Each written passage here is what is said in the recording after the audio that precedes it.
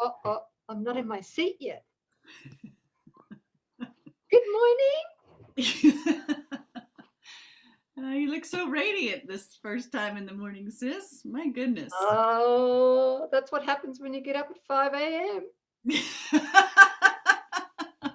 I wouldn't know anything about that. Oh. Is it Stevie Wonder that sang the song, Isn't She Lovely? Yes. Yeah. Yes. That song just came to my mind looking at you, sis. Isn't that Oh, sweet? that's beautiful. I'm serious. I Oh, hadn't that's thought really about nice. that song at all. It just came right in. Oh, I Yeah. love that song. Oh, Well, it's your song. thank you. Yeah. Lesson 186. Hey, y'all. Here we go. Yep. Here we go. Woo, this is a biggie. It's a big one. Salvation of the world depends on me. On who? Excuse me? A what? Ah, Surely he must be kidding. Salvation of the world depends on me. Here is the statement that will one day take all arrogance away from every mind. Here is a thought of true humility, which holds no function as your own but that which has been given you. Wow. It's just the opposite to the world's thinking. isn't it? True humility is to accept that the salvation of the world depends on me. It offers your acceptance of a part assigned to you without insisting on another role. It does not judge your proper role. It but acknowledges the will of God is done on earth as well as heaven. It unites all wills on earth in heaven's plan to save the world, restoring it to heaven's peace. Let us not fight our function. We did not establish it. It is not our idea. The means are given us by which it will be perfectly accomplished. All that we are asked to do is to accept our part in genuine humility and not deny with self deceiving arrogance that we are worthy. Wow, that's a big statement. Yes, it is. Self-deceiving arrogance, right? Not Yes, deny it, right? no, that we are worthy. Let's not deny that we are worthy and in deep humility accept that this is God's plan. This is what He has assigned us to do. Would we argue with that or do we accept it in loving obedience?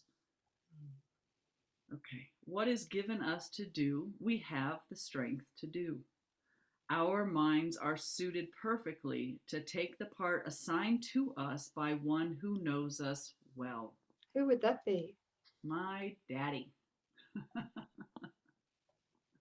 our creator, father, mother, who knows us well, designed us perfectly. Today's idea may seem quite sobering until you see its meaning. All it says is that your father still remembers you and offers you the perfect trust he holds in you who are his son. It does not ask that you be different in any way from what you are. What could humility request but this? And what could arrogance deny but this? Today, we will not shrink from our assignment on the specious grounds that modesty is outraged.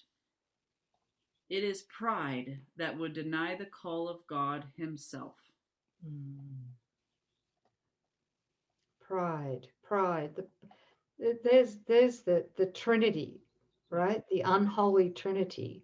Pride, pleasure, and attack that the ego builds its empire on. Yeah. Thank you, Yeah. sis. Pride of the mythical me, Yeah. attack, right? They Pride, build pleasure, empire and on attack. Yeah. pleasure, yeah. Yep. All false humility, all false humility we lay aside today, that we may listen to God's voice reveal to us what He would have us do. We do not doubt our adequacy for the function He will offer us. we will be certain only that he knows our strengths, our wisdom, and our holiness, and if he deems us worthy, so we are. It is but arrogance that judges otherwise. There is one way, and only one, to be released from the imprisonment your plan to prove the false is true has brought to you. Accept the plan you did not make instead. Sorry. Judge not your value to it. If God's voice assures you that salvation needs your part, and that the whole depends on you, be sure that it is so. The arrogant must cling to words, afraid to go beyond them to experience which might affront their stance. Yet are the humble free to hear the voice which tells them what they are and what to do. This is that complete laying down of the I know mind, of a false past, of all false education, of all conditioning into the, I don't know what I am, but if God tells me what I am and what he's asking me to do, in my humility, I accept. I accept the voice which tells me what to do and what I am.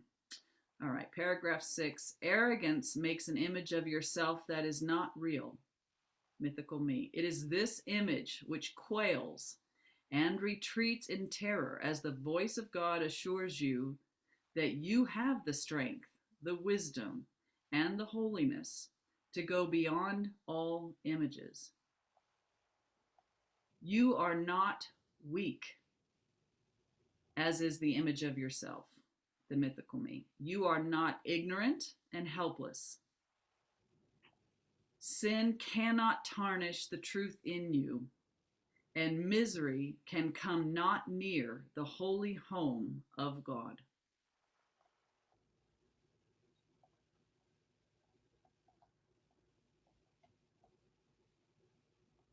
All this the voice for God relates to you, and as he speaks, the image trembles and seeks to attack the threat it does not know, sensing its basis crumble. Let it go. Salvation of the world depends on you and not upon this little pile of dust. What can it tell the Holy Son of God? Why need he be concerned with it at all? And so we find our peace. We will accept the function God has given us, for all illusions rest upon the weird belief that we can make another for ourselves. Our self-made roles are shifting, and they seem to change from mourner to ecstatic bliss of loved and loving. We can laugh or weep and greet the day with welcome or with tears. Our very being seems to change as we experience 1,000 shifts in mood, and our emotions raise us high indeed or dash us to the ground in hopelessness. Is this the Son of God? Could he create such instability and call it Son? He who is changeless shares his attributes with his creation. All the images his Son appears to make have no effect on what he is.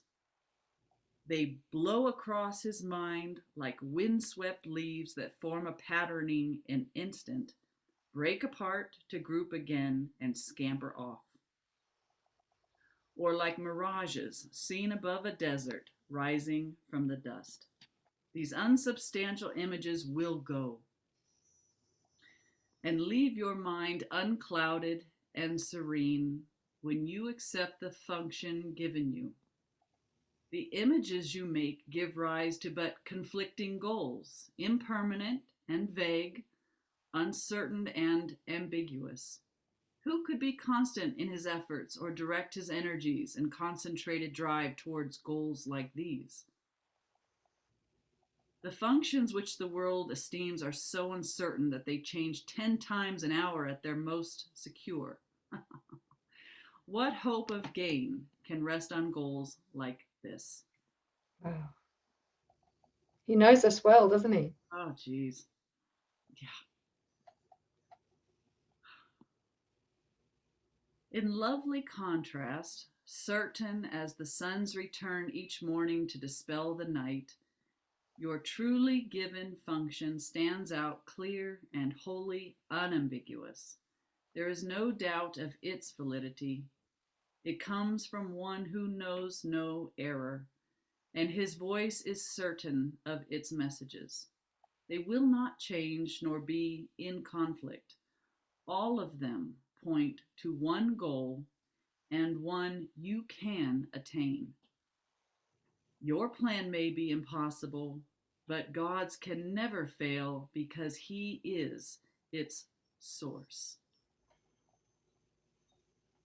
Do as His voice directs, and if it asks a thing of you that seems impossible, remember who it is that asks and who would make denial. Then consider this. Which is more likely to be right? The voice that speaks for the Creator of all things, who knows all things exactly as they are, or a distorted image of yourself, confused, bewildered, inconsistent, and unsure of everything? Let not its voice direct you. Hear instead a certain voice which tells you of a function given you by your Creator, who remembers you and urges that you now remember Him. His gentle voice is calling from the known to the unknowing.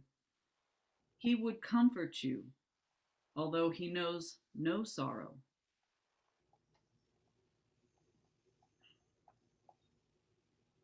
He would make a restitution, though He is complete, a gift to you, although He knows that you have everything already. He has thoughts which answer every need His Son perceives, although He knows them not.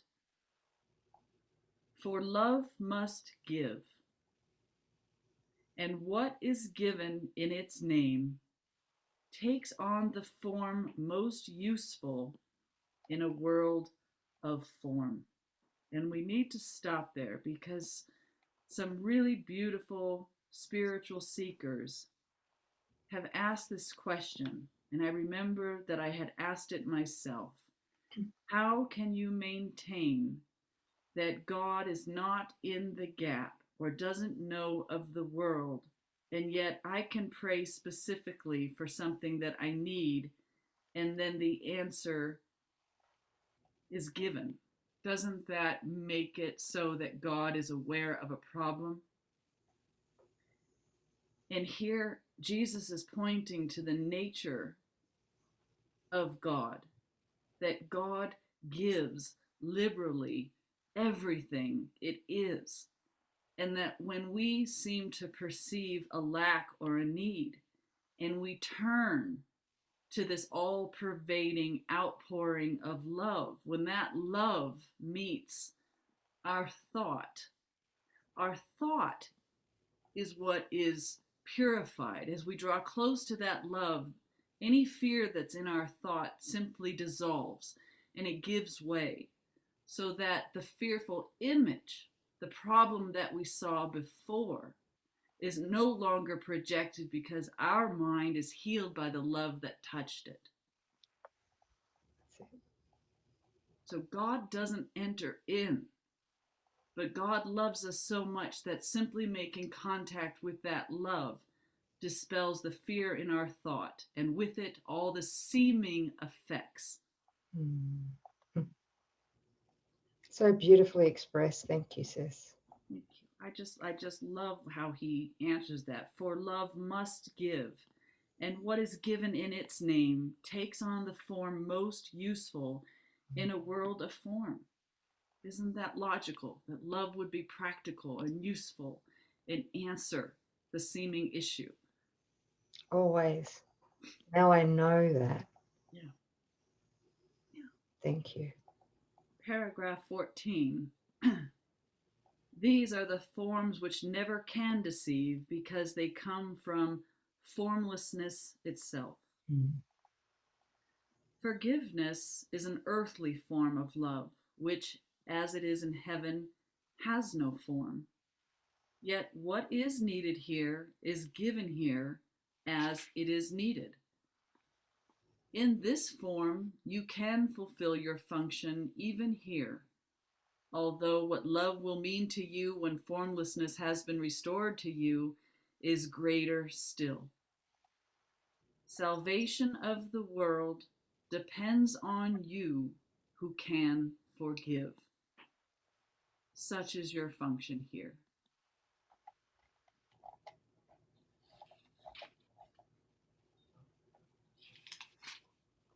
Salvation of the world depends on me.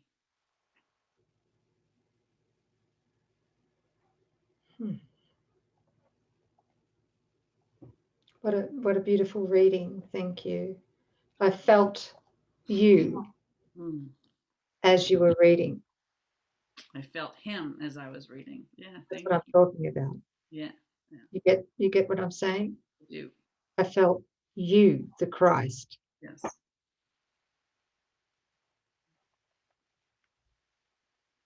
There's no gap. No gap.